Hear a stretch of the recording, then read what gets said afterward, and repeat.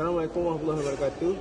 Kami ingin mempertahankan projek inovasi kami yang diberi nama LEAPS, iaitu sebuah sistem pengesanan sensor batal bagi acara lompat jauh.